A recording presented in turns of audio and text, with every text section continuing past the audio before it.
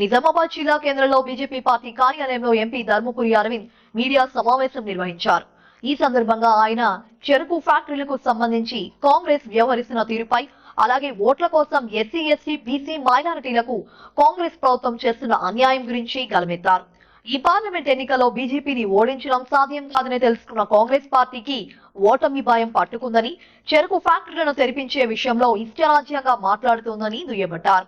రాష్ట్ర ప్రభుత్వం చేసే పనులకు కేంద్ర ప్రభుత్వం కోసం జరుగుతున్న ఎన్నికల్లో ఎందుకు ఓట్లు అడుగుతున్నారని ప్రశ్నించారు. కేంద్రం అధికార దాహంతోనే అన్ని సామాజిక వర్గాలను కాంగ్రెస్ మోసం చేస్తుందని ఆగ్రహం వ్యక్తం చేశారు. ఈ కార్యక్రమంలో నిజామాబాద్ అర్బన్ ఎమ్మెల్యే ధన్పాల్ సూర్యనారాయణతో పాటు జిల్లా బీజేపీ ముఖ్య నాయకులు పాల్గొన్నారు.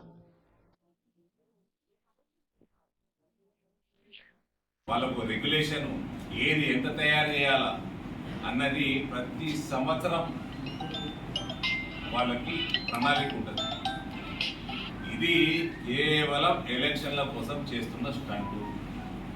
ఏంటి మన ఎన్ఆర్ఐ బోర్డు అన్నట్టు, గల్ఫ్ బోర్డు అన్నట్టు. ఎలక్షన్లు అనగానే పెడతాం. మీకు లాస్ట్ ప్రెస్ మీట్లో మా ఇండియన్ పీపుల్ ఫోరమ్స్ అధ్యక్షులు ఉన్నారు. 10 ఏళ్ల నుంచి బీజేపీ ఎట్లా సహాయం చేస్తున్నది, గల్ఫ్లో ఎట్లా సర్వీస్ ప్రోగ్రామ్ చేస్తుందని చెప్పినా మీరు. సో 202, 262 అంటే 464, మళ్ళీ 50 కోట్లు.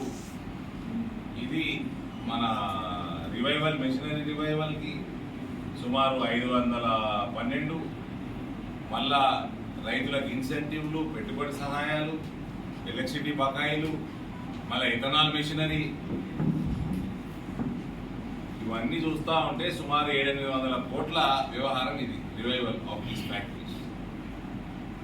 ఇది మళ్ళీ నాకున్న సమాచారం, కాంగ్రెస్ వాళ్ళు నాకేం గురపోలు కాదు, వీళ్ళందరూ ఫస్ట్ ఏదో కట్టేసి ఆ మిషనరీ పనికిరాదని తెలిసి వీళ్ళకి అదేదో ఊరవతలకు షిఫ్ట్ చేసి ఆ ల్యాండ్ కబ్జా చేసే వ్యవహారం కూడా నడుస్తున్నది. రియల్ ఎస్టేట్ ముఖ్యమంత్రి, మన ముఖ్యమంత్రి గారు రియల్ ఎస్టేట్ చాలా ఫేమస్ రియల్ ఎస్టేట్ రంగం.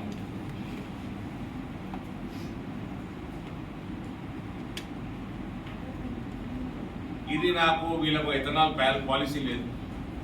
వీళ్ళు ఏ కేంద్రంలో ఉన్న ఇండియన్ ఆయిల్ కానీ, భారత్ పెట్రోలియం కానీ వాటితో ఇప్పటి వరకు నెగోషియేషన్ చేయలేదు. ఈ కమిటీ ఏమీ పని చేయలేదు. ఈ కమిటీ వేసింది ముఖ్యమంత్రి, మన కమిటీ రిపోర్ట్ తోటి మాకు పని లేదు అన్నది కూడా ముఖ్యమంత్రి. ఇది కేవలం మభ్యపెట్టించడం, టైంపాస్ చేయడం, రైతుల్ని మళ్ళా మోసం చేయడం.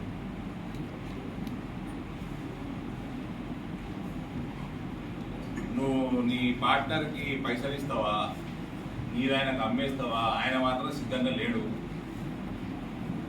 ఆయన చక్కెర ఫ్యాక్టరీలు నడితే మాకు పైసలు రావు, ఎథనాల్ ఉండాల్సిందే, దానికి పెట్టుబడి పెట్టాల్సిందే, మేము పెట్టుబడి పెట్టడానికి సిద్ధంగా లేము.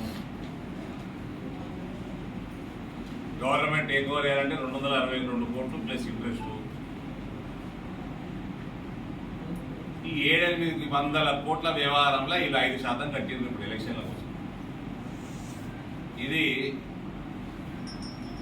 దీని వెనుక ఒక అనాలిసిస్ లేదు, దీని వెనుక ఒక ప్రాజెక్ట్ రిపోర్ట్ లేదు, దీని వెనుక ఒక సైంటిఫిక్ అప్రోచ్ లేదు, ఏమీ లేదు. జస్ట్ పోలింగ్ హే 13 తారీఖు గవర్నమెంట్ సొమ్ము ఇన్స్టాల్మెంట్ కట్టు.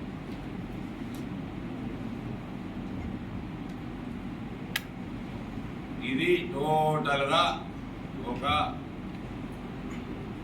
ఐ వాష్ మాత్రమే. భారతీయ జనతా పార్టీ, మోడీ ప్రభుత్వము ఇటువంటి అంశాలు టేకప్ చేసినప్పుడు దాని వెనకాల 6 నెలలు, 9 నెలలు, సంవత్సరం వరకు ఉంటుంది, ఓవర్ ఉంటుంది. నెక్స్ట్ 30-40 ఏళ్ల కోసం ఈ ఫ్యాక్టరీలు ఎట్లా నడవాలి, దాని మీద ఆలోచన ఉంటుంది, దానికి తగ్గట్టు ఆర్థిక ప్లానింగ్ ఉంటుంది. అట్లా చేసుకొని 66 ఫ్యాక్టరీలు చేసింది. అక్కడ పాలసీలు మార్చింది. Every year updation of policy ఉంటుంది. ఇక్కడ ఏమున్నదండి, ఏ 11 ఎలక్షన్లు అయిపోతాయి. జీవన్ రెడ్డి గారు బాగా ప్రెషర్ పెడుతున్నారు. ఆయన ఏం దగ్గర బీజేపీ దగ్గరలో లేడు. ఇక పెద్ద మనిషి సీనియర్ కదా, ఆయన పంచాయతీ తట్టుకోలేక సరే ఏదో ఒకటి చెప్పు. రేవంత్ రెడ్డి కమిటీ మాట వేరు, రేవంత్ రెడ్డి మాట వేరు. రేవంత్ రెడ్డి 2 సార్లు మాట మార్చిండు. అవన్నిటికీ వీళ్ళ పైసలు కట్టించడానికి లింకే లేదు, వీళ్ళకి ఒక అప్రోచ్ లేదు. దీని బ్లూ ప్రింట్ ఏంటి, అసలు రేవంత్కి ఎన్ని ఎకరాల షుగర్ కేన్ అవసరం కూడా తెలియదు.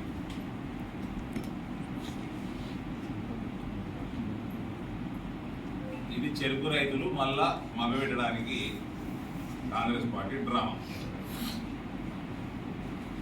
Coming to the next subject, very important subject. మన దేశంలో 1870లో అలీగఢ్ అన్న ప్లేస్లో, ఉత్తరప్రదేశ్లో బ్రిటిష్ పాలనలో మొహమ్మదన్ ఆంగ్లో ఓరియంటల్ కాలేజ్ అని అలీగఢ్లో